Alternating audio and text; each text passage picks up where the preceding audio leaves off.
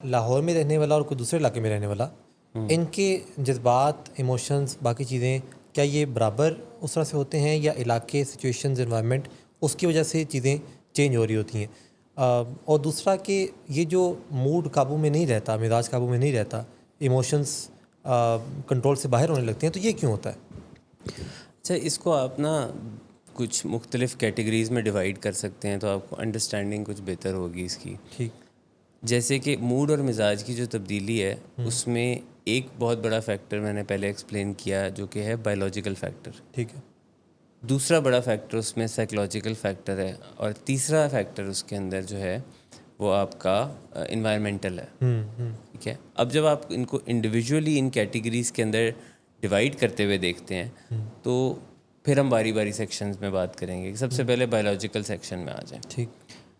جو biological factor ہے اس میں پھر کچھ کیٹیگریز میں اس کو بات کریں گے کہ برین ایکٹیویٹی، برین کی ایکٹیویٹی جس میں ہم ایمگڈلا کی بات کرتے ہیں، جو آپ کا ایموشنل برین ہے وہ کس طرح فنکشن کرتا ہے، آپ کا جو اینیمل برین ہے وہ کس طرح فنکشن کرتا ہے. تو یہ ایک فیکٹر ہے ٹھیک ہے جو آپ کے موڈ مزاج کے اوپر اثر انداز ہوتا ہے.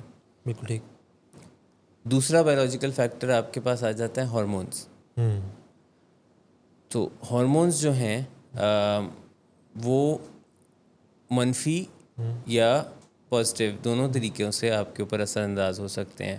اور کچھ خاص قسم کے جو کیمیکلز ہمارے اندر موجود ہیں، جیسے کہ جس میں کورٹیسول لیولز ہوتے ہیں، جس میں ڈوپامین، سیروٹونن ہے، یہ کس طرح سے بیہیو کرتے ہیں that will have a severe impact on your mood and emotions.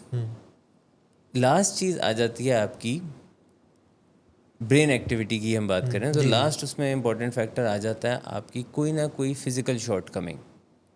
ٹھیک ہے. فزیکل شارٹ کمنگ سے مراد ہے کہ بھوک، پیاس، نیند، طبیعت کا خراب ہونا، بخار ہونا، گلا خراب ہونا، زکام ہونا. So any sort of physical shortcoming will also cause emotional imbalance. بالکل ٹھیک ہے. ٹھیک ہے. تو پہلی چیز آ گئی کہ جو ہمیشہ ایگزسٹ کرتی ہے وہ آپ کی برین ایکٹیویٹیز ہیں. دوسری چیز ہے آپ کی ہارمونل ایشوز جو کہ میل اور فیمیل میں ویری کریں گے. فیمیل میں ان میں انسٹیبلٹی زیادہ آتی ہے اس سیکشن کے اندر. اور تیسری آپ کے پاس میں نے بتایا کہ کوئی فزیکل شارٹ کمنگ، جہاں پہ آپ کو اگر آپ نے 12 گھنٹے سے کھانا نہیں کھایا تو آپ کا ایموشن آپ کے کنٹرول میں نہیں رہے گا.